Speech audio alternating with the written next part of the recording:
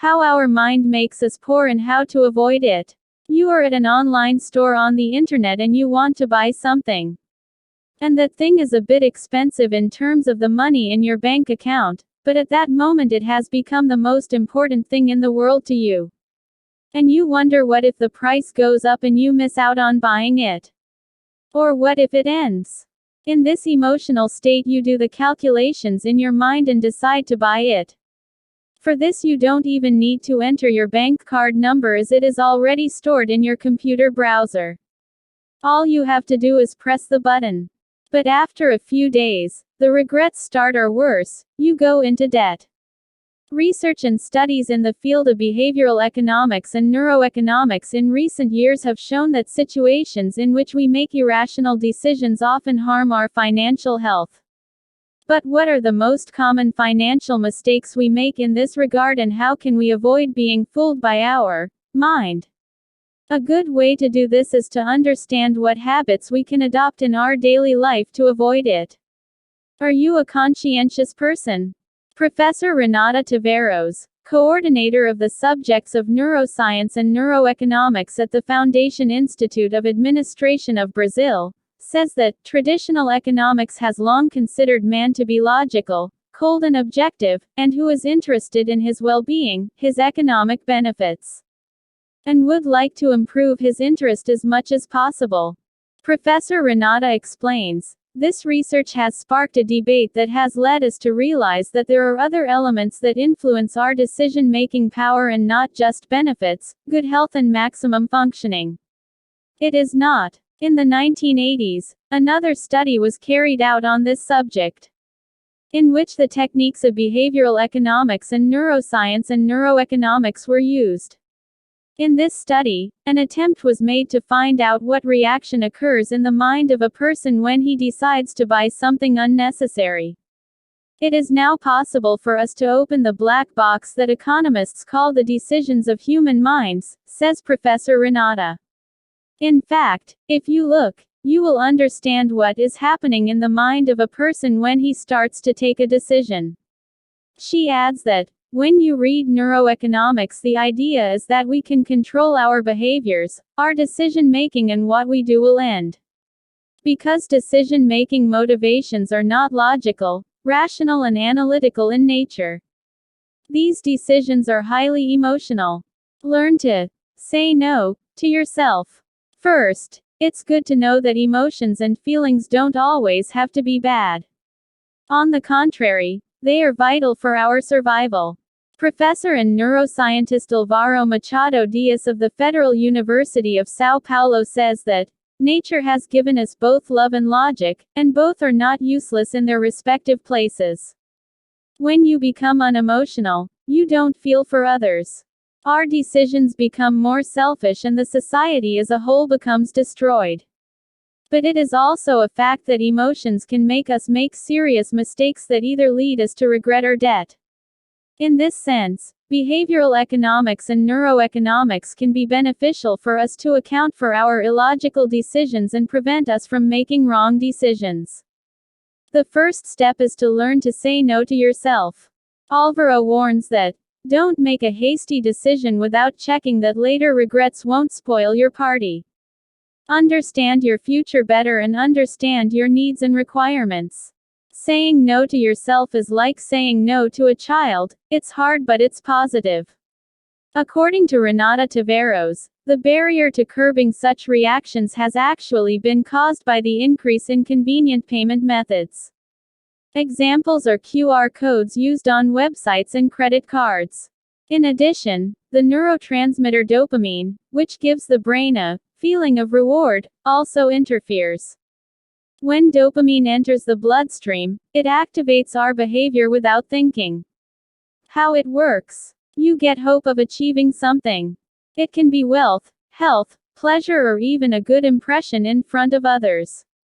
And this emotional attitude creates in you a commitment to immediately get this reward. An example of this is using methods that are often used in games at the purchase stage.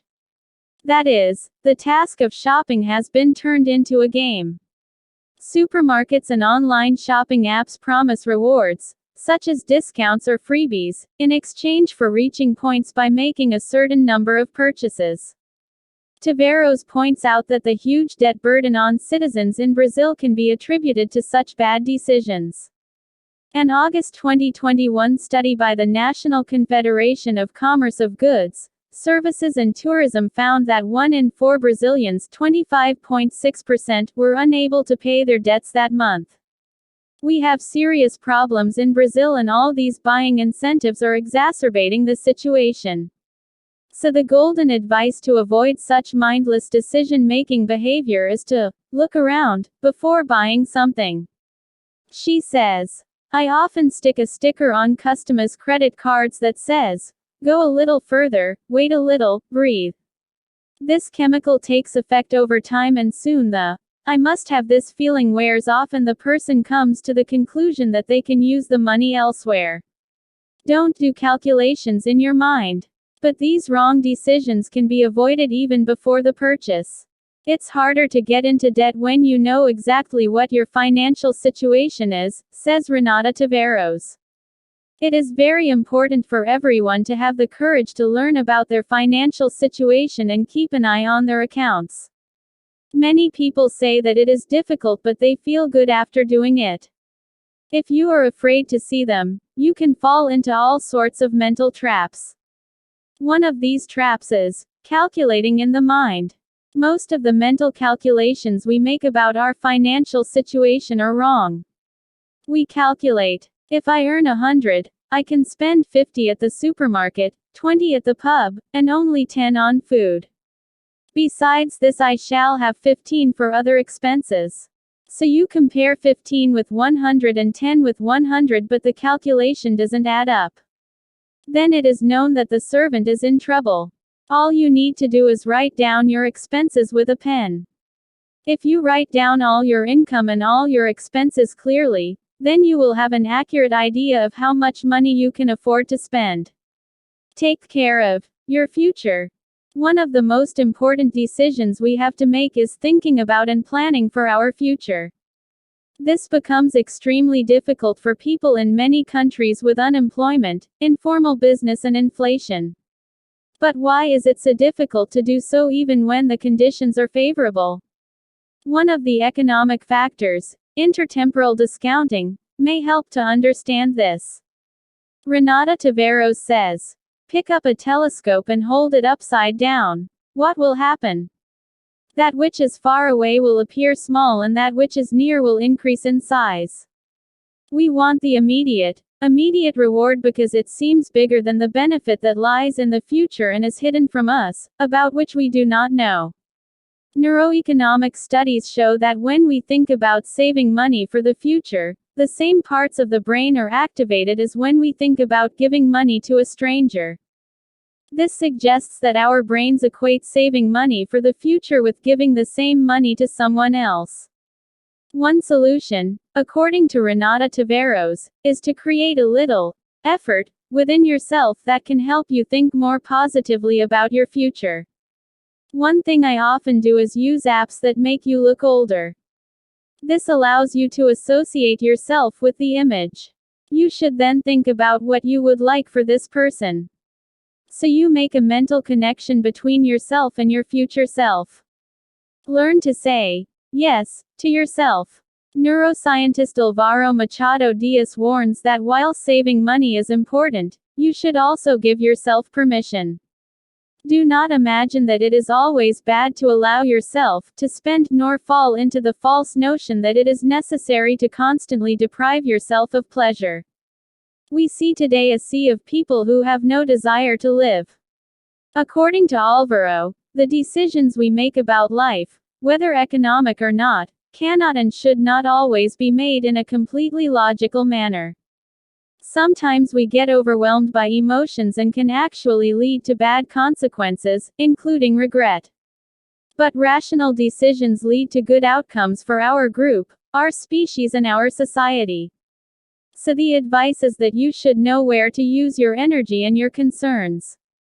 He says, it is neither the time nor the right time to start rationalizing every decision you make.